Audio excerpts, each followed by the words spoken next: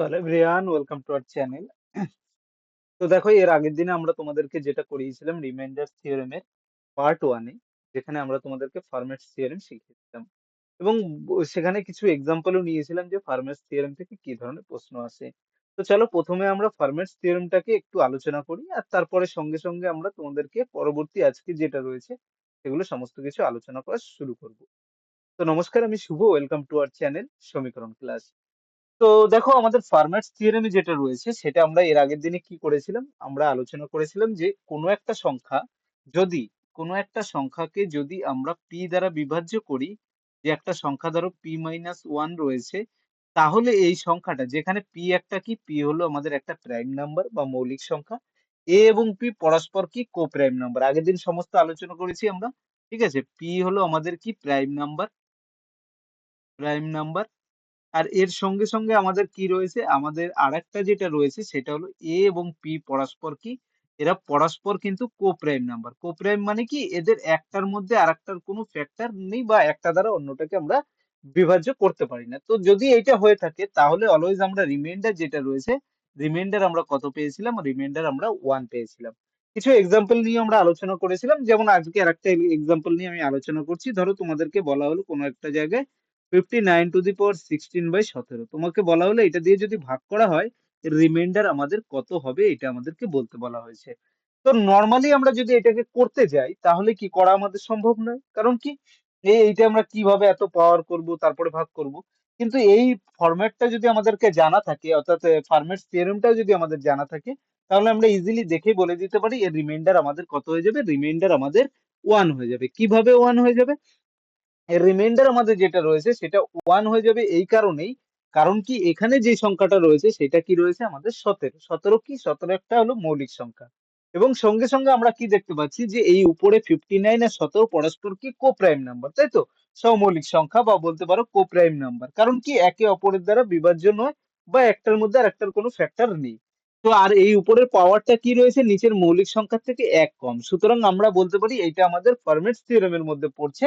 সুতরাং আমাদের এটার রিমাইন্ডার আমাদের কত হয়ে যাবে, এই থিওরেম যদি দেখি তাহলে রিমাইন্ডার আমাদের ওয়ান হয়ে যাবে। তাহলে বুঝতে পেরেছো, এইভাবে নেক্সট দিনের ভিডিওতে কিন্তু আমরা এর থেকেও কঠিন যে প্রশ্নগুলো কিভাবে এই ফার্মেটস থিওরেম দিয়ে করতে পারো বা অন্যান্য যেগুলো আমরা শিখবো সেটা দিয়ে করতে পারো, সেগুলো আলোচনা কিন্তু আমরা এর পরের দিন করব।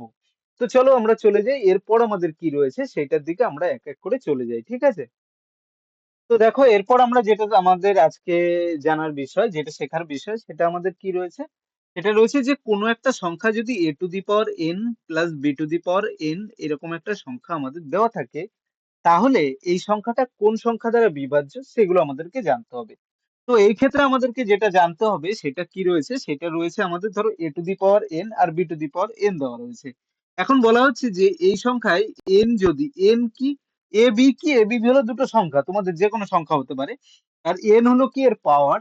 n যদি আমাদের একটা অড হয়, অড অড সংখ্যা বা যেটাকে আমরা বলতে পারি বিজোড় সংখ্যা হয় যদি, তাহলে সেই ক্ষেত্রে আমাদেরকে কি মনে রাখতে হবে, অড বা বিজোড় সংখ্যা যদি আমাদের হয়ে থাকে তাহলে সেই ক্ষেত্রে আমাদের মনে রাখতে পারবে এই সংখ্যাটা কমপ্লিটলি ডিভিজিবল বাই কি হবে, সম্পূর্ণ বিভাজ্য হবে কি দ্বারা, a প্লাস বি দ্বারা।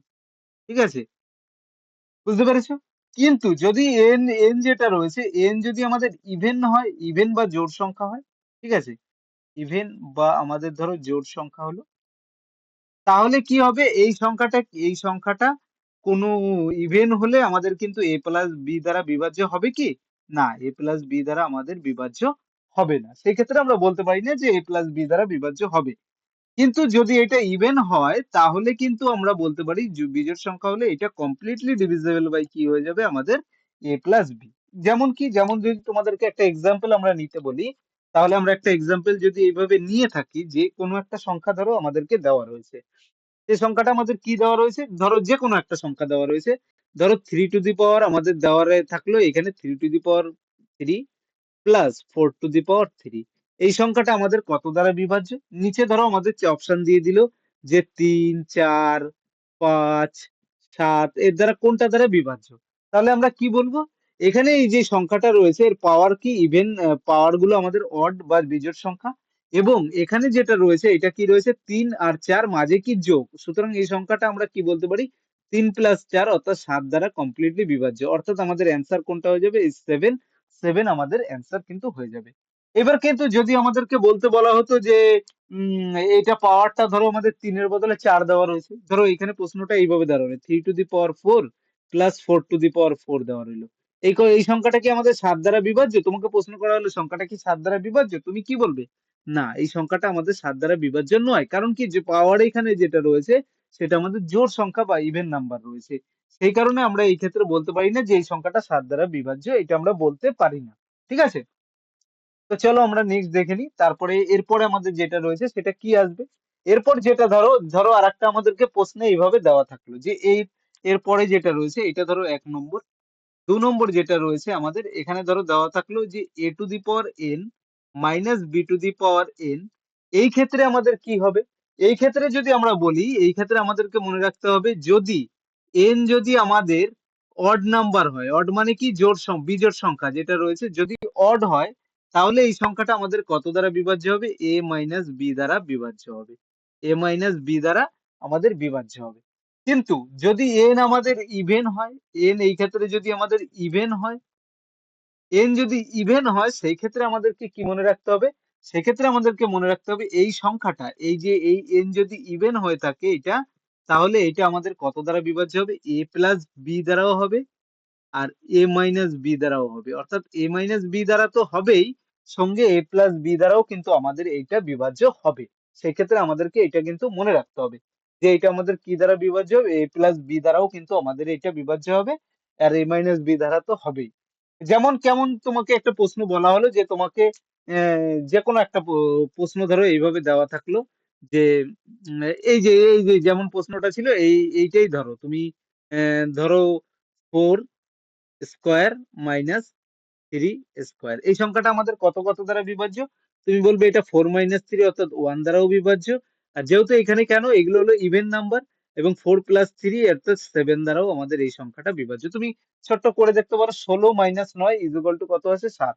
7 দ্বারা বিভাজ্য, 1 দ্বারা বিভাজ্য, দুটো দ্বারাই বিভাজ্য।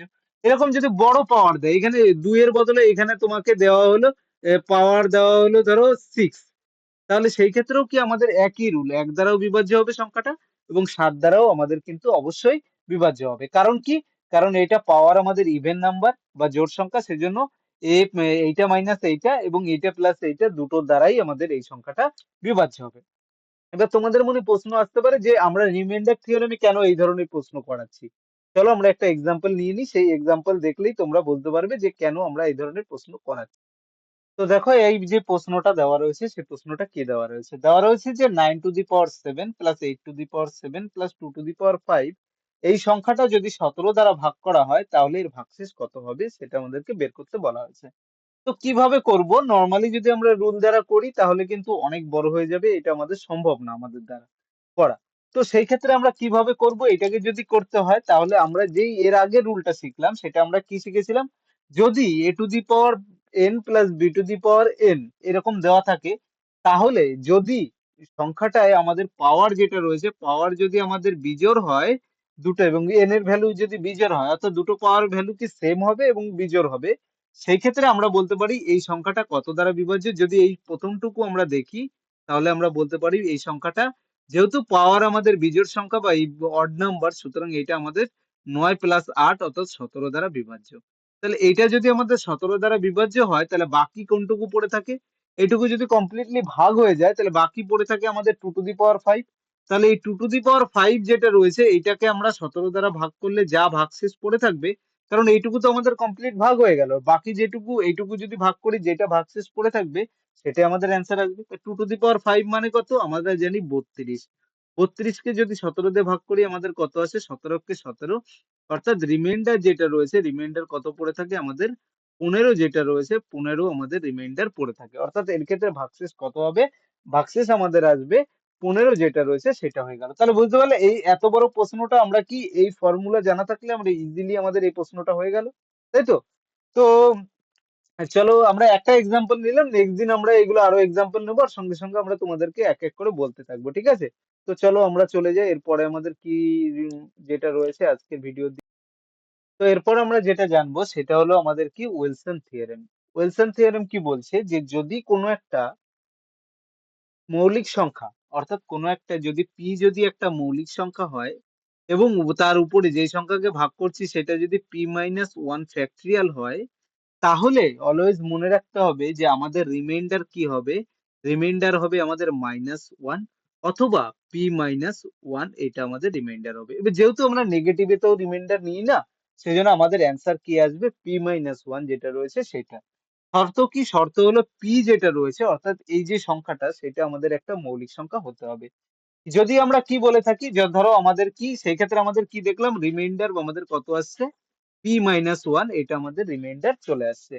যদি কিভাবে বলি, যদি আমি তোমাকে বলে থাকি যে ধরো আমি একটা প্রশ্নে তোমাদেরকে বললাম যে তোমাদেরকে দেওয়া রয়েছে সিক্স ফ্যাক্টরিয়াল বাই আমাদের কি দেওয়া রয়েছে সেভেন, তাহলে আমাদের কি বলতে পারি, বলতে পারি এর রিমাইন্ডার আমাদের কি হয়ে যাবে, এর রিমাইন্ডার আমাদের হয়ে যাবে সিক্স, যেটা রয়েছে সিক্স আমাদের রিমাইন্ডার হয়ে যাবে। অর্থাৎ নিচে যেটা রয়েছে তার থেকে এক কম উপরে যেটা, সেটাই আমাদের কিন্তু আমাদের এখানে রিমাইন্ডার হয়ে যাচ্ছে।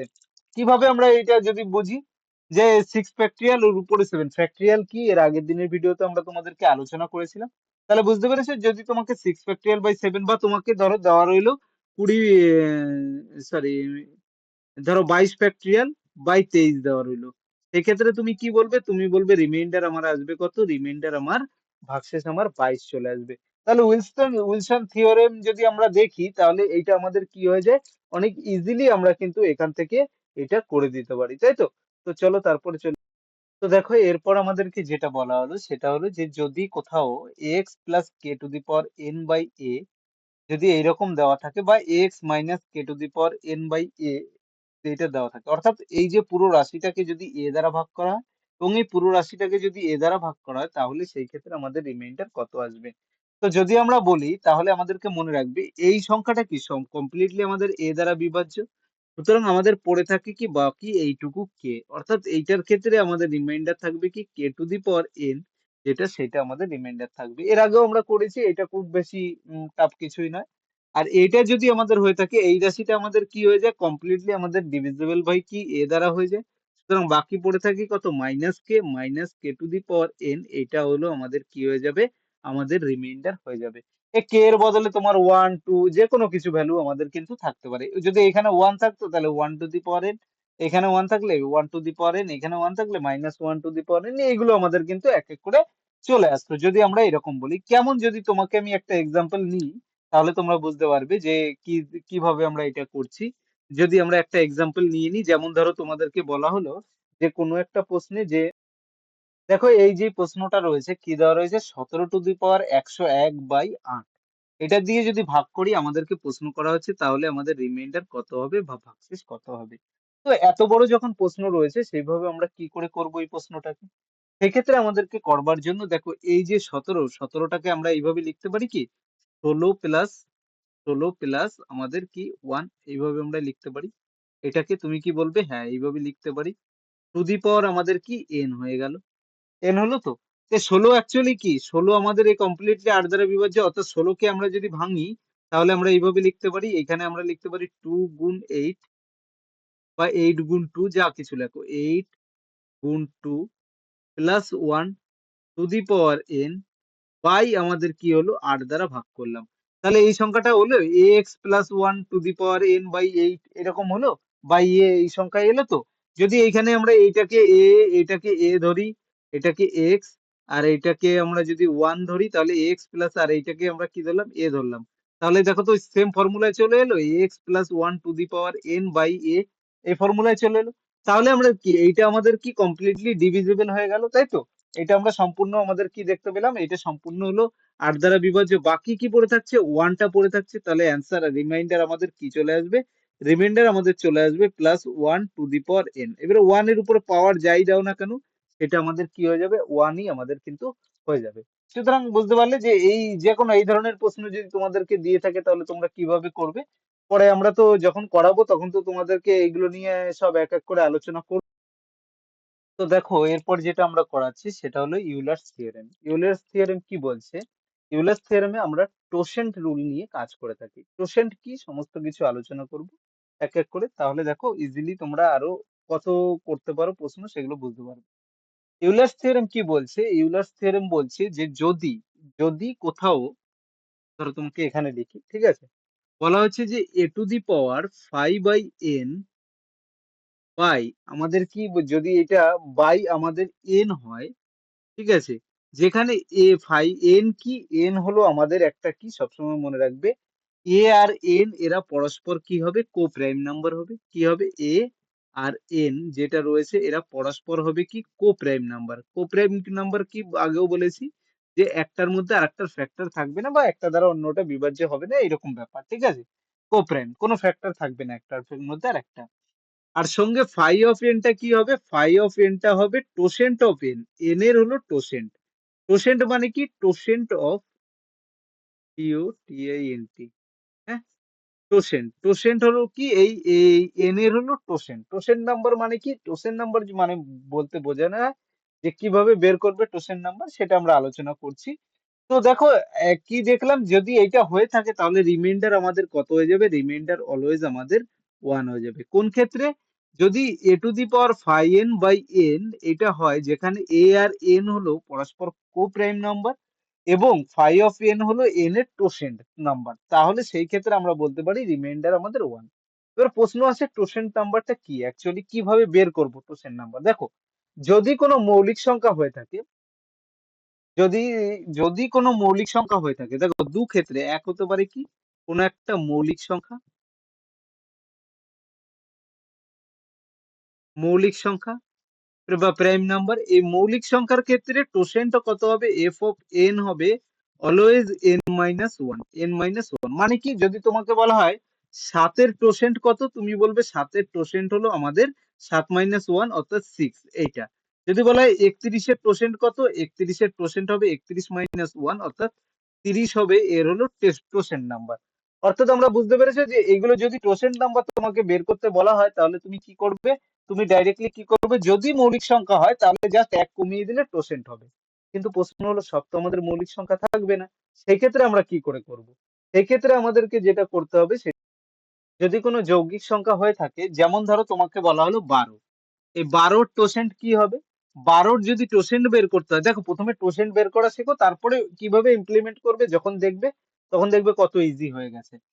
12-র টোসেন্ট যদি আমাদেরকে বের করতে হয়, তাহলে আমরা কি করব, 12-কে আমরা ফ্যাক্টরে ভাঙবো। কিভাবে, 12-কে যদি আমরা করি তাহলে আমরা বলতে পারি, এটাকে লিখতে পারি আমরা কি, 3-4-12 এইভাবে লিখতে পারি। তুমি বলবে হ্যাঁ।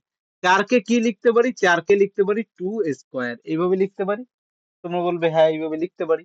তাহলে টোসেন্ট কত হবে, এই 12-র টোসেন্ট যদি বের করতে হয় তাহলে আমাদের লিখতে হবে 12 গুণ, এখানে কত আছে 3, তাহলে 1-1/3 গুণ কত হবে, এখানে কত রয়েছে 2, তাহলে 1-1/2, অর্থাৎ এটা করলে আমাদের কত আসে 12 গুণ এটা কত হয় 2/3 গুণ 1/2, ঠিক আছে? 3 আর 2, 3 দুগুণী 6, 2 2 কেটে যায়, 3 দিয়ে কাটলে এটা 4, সুতরাং আমাদের কত চলে এলো, সুতরাং আমাদের 4 হলো, 12 টোসেন্ট হলো আমাদের 4, এটা চলে এলো।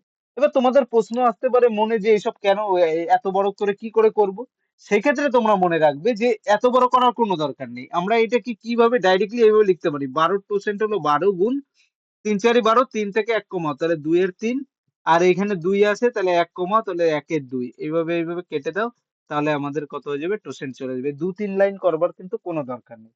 আর একটা টোসেন্ট তোমাদের সংখ্যা বের করে দেখাই, তারপরে তোমরা করতে পারবে। মৌলিক সংখ্যায় তো কোনো প্রবলেম নেই, যৌগিক সংখ্যার ক্ষেত্রে ধরো তোমাকে বলা হলো 36 যেটা রয়েছে, এই 36-এর টোসেন্ট কত, 36-এর টোসেন্ট বের করতে বলা হলো।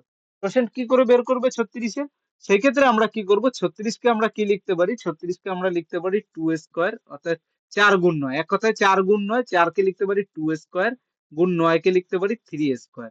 এবার প্রশ্ন আসতে পারে এরকম কেন লিখছি, দেখো যে ফ্যাক্টর গুলো আমাদের দরকার, সব থেকে মিনিমাম ফ্যাক্টর যেগুলো রয়েছে সেগুলো নেব। পাওয়ার ভুলে যাও, কটা 3 আছে ভুলে যাও, কিন্তু আমাদের কি ফ্যাক্টর গুলো কি, একটা 2 একটা 3, অর্থাৎ আমরা মৌলিক ফ্যাক্টর গুলোকে এখানে কিন্তু সবসময় নিচ্ছি, ঠিক আছে? তাহলে আমাদের এখানে কি রয়েছে, এখানে যদি আমরা দেখি তাহলে আমরা বলতে পারি 2 স্কোয়ার, এইটা 3 স্কোয়ার, তাহলে 36-এর ফ্যাক্টর কি হয়ে যাবে, 36-এর টোসেন্ট হয়ে যাবে 36 গুণ 2 থেকে 1 কমাও তাহলে 1-এর 2, ঠিক আছে? উপরে একটা গেলে নিচে 2, এটা 3 থেকে 1 কমাও তাহলে উপরে কত 2, নিচে 3 হয়ে গেল, বুঝতে পারলে? 3 থেকে 1 কমালে কত 2, সেটা লবে লেখো, হরে লিখে দাও 3, তাহলে এটা কেটে দাও, 3 2, এটা কেটে গেলে আমাদের কত হয়, 36-এর 6, 6 দুগুণী 12 তো 36 এর টোসেন্ট আমাদের কত হয়ে গেল? 12 হয়ে গেল। এবার তোমাদের মনে প্রশ্ন আসতে পারে যে টোসেন্ট কেন শিখছি? কিভাবে ইমপ্লিমেন্ট করব এখানে প্রশ্নে? চলো আমরা এবার তারপরে একটা করে একটা এক্সাম্পল নিই, তাহলে তোমরা বুঝতে পারবে যে কিভাবে। তাহলে দেখো এই যে প্রশ্নটা আমাদের দেওয়া রয়েছে যে 2 টু দি পাওয়ার 48 প্লাস 3/7 এর রিমাইন্ডার কত? তাহলে এইভাবে আমরা এই প্রশ্নটাকে কিভাবে করব? দেখো দুভাবে করতে পারি। কিভাবে করতে পারি? একটা হলো আমরা ফার্স্ট অফ অল যদি দেখেই অ্যান্সার করে দিতে পারি এইভাবে যে 7, 7 এর কি? আমরা যে দেখব যে 7 টা এখানে যে দুটো সংখ্যা দেওয়া রয়েছে 2 আর 7 কি পরস্পর প্রাইম নাম্বার দেখতে পাচ্ছি আমরা। তাই তো? যদি উপরে পাওয়ার শুধু 6 থাকতো সেক্ষেত্রে কিন্তু আমরা আগের ওই বুদ্ধি খাটিয়ে দিতে পারতাম। কিন্তু এখানে আমাদের কি রয়েছে? কোন বুদ্ধি খাটাতে পারতাম? ফার্মের থিওরেম যেটা রয়েছে সেটা করে দিতে পারতাম। এভাবেও করতে পারো তোমরা চাইলে। কিন্তু এভাবে যদি ইমপ্লিমেন্ট করি যেখানে টোসেন্ট মেথড, সেটা কি 7 এর টোসেন্ট আমরা কি জানি? মৌলিক সংখ্যা মানে টোসেন্ট আমাদের কত হয়ে যাবে? ১ কম অর্থাৎ 6। এই সংখ্যাটাকে ৪৮ টাকে আমরা এইভাবে লিখতে পারি? যদি দেখো তো 6 গুণ 8 এভাবে লিখতে পারি? বলবে কি হ্যাঁ, আমরা এইভাবে তো এই সংখ্যাটাকে লিখতে পারি। যদি এই সংখ্যাটাকে এইভাবে লিখতে পারি তাহলে নিচে ৭ রয়েছে। এর পরের ৩ টুকু ভুলে যাও। এইটুকু তুমি বাদ দাও। বাদ দিয়ে তুমি এই ১ম টুকু দেখো। যদি দেখো 2 টু দি পাওয়ার 6 গুণ 8 অর্থাৎ আমরা দেখতে পাচ্ছি এইটা কি ৭ এর টোসেন্ট কত রয়েছে? ৭ এর টোসেন্ট এখানে রয়েছে ৬। আর এইটা কতবার? এইটাকে যদি আমরা লিখি এইটাকে আমরা বলব ৮ বার, ৮ বার। মানে অ্যাকচুয়ালি এইভাবে ৮ বার। তাই তো? ৬ ৮ টা ৪৮ আমাদের পাওয়ার থাকে। তাহলে আমরা বলতে পারি এরকম ৮ বার লেখা রয়েছে যেটাকে আমরা 6 গুণ 8 লিখেছিলাম। সুতরাং কি এই ৭ আর এই 2 টু দি পাওয়ার 6 এইটার দিকে যদি আমরা এইভাবে তাকাই তাহলে আমরা বলতে পারি এর রিমাইন্ডার আমাদের কত হয়ে যাবে? তুমি বলবে রিমাইন্ডার আমাদের 1 হয়ে যাবে। তাই তো? এর রিমাইন্ডার আমাদের কত হয়ে যাবে? প্রথমটার রিমাইন্ডার 1 হয়ে যাবে। এক্সট্রা কত পড়ে রয়েছে? প্লাস 3 রয়েছে। তাহলে আমাদের রিমাইন্ডার কত? এটা ৭ দিয়ে ভাগ করলে কত? ১ আর ৩ ৪ অর্থাৎ রিমাইন্ডার আমাদের ৪ হয়ে গেল। প্রশ্ন তোমাদের আসতে পারে যে কি করে হলো এটা? আমরা তো বুঝতে পারলাম না যে এখানে ৪ কি করে হলো? ৪ হলো এইভাবে যদি আমরা দেখি তাহলে আমরা কি দেখতে পাচ্ছি? যে বলেছিলাম আমরা এখানে n যদি a to the power n এই দুটো কি এক হলো 2 টু দি পাওয়ার এই টোটো প্রথমটুকু যদি ভাবো তাহলে তুমি কি বলতে পারো? তুমি বলতে পারো এখানে যেটা দেওয়া রয়েছে সেটা দেওয়া রয়েছে 2 টু দি পাওয়ার 6/7। তুমি বলো তো 2 টু দি পাওয়ার 6/7 যদি হতো সেক্ষেত্রে আমরা কি করতে পারতাম? আমরা করতে পারতাম 2 আর 7 কি পরস্পর কোপ্রাইম নাম্বার। এর পাওয়ার কত দেওয়া রয়েছে? 6 দেওয়া রয়েছে। তাহলে আমরা দেখলাম ৭ এর টোসেন্ট এইখানে দেওয়া রয়েছে। ঠিক আছে? সেই ক্ষেত্রে আমরা কি করতে পারতাম? আমরা এর রিমাইন্ডার বলতে পারতাম আমাদের 1 হয়ে যাবে। রিমাইন্ডার আমাদের 1 হয়ে যাবে। এটাকে সেম এই যে ফর্মুলাটা রয়েছে সেটাকে কিন্তু আমরা আমাদের ফার্মের থিওরেমেও খাটাতে পারি। ২ আর ৭ পরস্পর কি মৌলিক সংখ্যা। এইটা ৭ টা কি আমাদের একটা প্রাইম নাম্বার এবং উপরে দেখো তার থেকে ১ কম দেওয়া রয়েছে। সুতরাং কি আমাদের রিমাইন্ডার 1 এটা ফার্মের থিওরেম দিয়েও বলতে পারতাম। কিন্তু আমরা টোসেন্ট মেথড যেহেতু শিখছি সেই জন্য টোসেন্ট মেথড দিয়ে করছি। তাহলে কি আমরা দেখলাম এইটুকু টোসেন্ট মেথড অনুযায়ী এইটুকু রিমাইন্ডার আমাদের কত হয়ে যাবে? এই রিমাইন্ডার আমাদের 1 হয়ে যাবে। 1 টু দি পাওয়ার 8 যদি করি 1 টু দি পাওয়ার 8 মানে কত? সেই 1 ই হয়ে যায়। আর প্লাস 3 রয়েছে বাই আমাদের 7 হয়ে গেল। বুঝতে পারলে? যদি না বুঝতে পারো তারপরে আরেকটা প্রশ্ন নিই। যেখানে দেখো এই ফর্মুলা না খাটিয়ে অন্য ফর্মুলা, ফার্মের থিওরেম না খাটিয়ে অন্য ফর্মুলাও সেখানে আমরা কাজ করতে পারবো। কিভাবে সেটা আমরা কিন্তু দেখছি। তাহলে দেখো এই প্রশ্নটা আমাদের কি দেওয়া রয়েছে? দেওয়া রয়েছে 17 টু দি পাওয়ার 18/54। এখন তোমাকে প্রশ্ন করা হলো যে এই যে সংখ্যাটা রয়েছে এটার আমাদের রিমাইন্ডার কত হবে? তাহলে সেই ক্ষেত্রে তুমি কি করবে? দেখো তো তোমার ফার্মেটস রুল বা অন্যান্য রুল তুমি কি এখানে ইউজ করতে পারছো? পারছো না। সেক্ষেত্রে আমরা কি করব? 54 আমরা দেখব যে 54 রয়েছে এখানে 18 রয়েছে কিভাবে হতে পারে? তখন আমরা টোসেন্ট মেথড আমরা কাজ করব। টোসেন্ট মেথড কি করব? আমি দেখে নেব 54 টোসেন্ট কত হতে পারে। ঠিক? যখন আমি দেখি 54% কত হবে সেই ক্ষেত্রে আমাদেরকে কি দেখতে হবে? 54 কে আমরা কিভাবে লিখতে পারি? 54 কে লিখতে পারি 2 গুণ 27। তাই তো? 27 মানে কি 3 কিউব এইভাবে লিখতে পারি।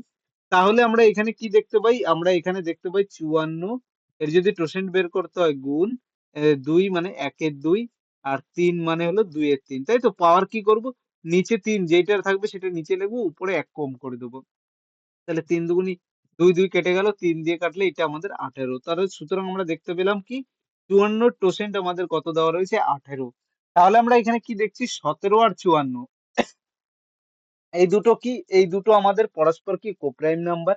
আর সঙ্গে সঙ্গে দেখছি এই ৫৪% এইখানে দেওয়া রয়েছে। অর্থাৎ এই যে ফর্মুলাটা, এই যে যেইটা রয়েছে এই প্রশ্নটা আমাদের কিভাবে দেওয়া রয়েছে? প্রশ্নটা কিন্তু আমাদের এই ফরম্যাটে দেওয়া রয়েছে যে নিচেরটার টোসেন্ট উপরে দেওয়া রয়েছে, অর্থাৎ এই 18টাকে কি লিখতে পারি, 5 of 54 লিখতে পারি, তাই তো? এইটাই তো আমাদের 18, 54 টোসেন্ট।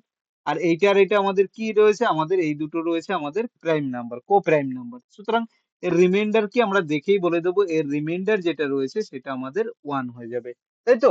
রিমাইন্ডার কত হয়ে গেল, 1 হয়ে গেল। দেখো নেক্সট দিন আমরা এই থিওরেম যেগুলো রয়েছে সেগুলো থেকে এক এক করে আলোচনা করব। তো আজকে আমি তোমাদেরকে শুধু একটা প্রশ্ন দিচ্ছি, একটা প্রশ্ন, সেই প্রশ্নটা কিন্তু কমেন্টে প্রত্যেকে জানাবে যে কিভাবে। তো দেখো যে প্রশ্নটা আজকে আমি তোমাদেরকে দিলাম সেটা হলো কি, সেটা হলো আমাদের যে 30-এর টোসেন্ট নাম্বার কত, সেটা কিন্তু প্রত্যেকে কমেন্টে জানাবে। এখানে 4টে অপশন দেওয়া রয়েছে, এর মধ্যে কোনটা বা এই যে অপশনের মধ্যে হবে কিনা সেটাও কিন্তু তোমরা প্রত্যেকে জানাবে কমেন্টে, যে 30-এর টোসেন্ট নাম্বারটা কত, অর্থাৎ টোসেন্ট কত 30-এর, সেটা বের করে তোমাদেরকে জানবে। অর্থাৎ 5 of 30 যেটাকে আমাদেরকে বের করতে হবে, 5 of 30 এটা কত সেটা আমাদেরকে জানিয়ে কমেন্টে প্রত্যেকে কিন্তু জানাবে। তো নেক্সট দিনে আমরা এখান থেকে যত ধরনের প্রশ্ন এক্সামে আসে সেগুলো নিয়ে কিন্তু আলোচনা করব। তো থ্যাংক ইউ ফ্রেন্ডস, ভিডিওটাকে লাইক শেয়ার করো এবং চ্যানেলে যদি প্রথম হয়ে থাকো তাহলে কিন্তু চ্যানেলটাকে অবশ্যই সাবস্ক্রাইব করে নাও। তো থ্যাংক ইউ।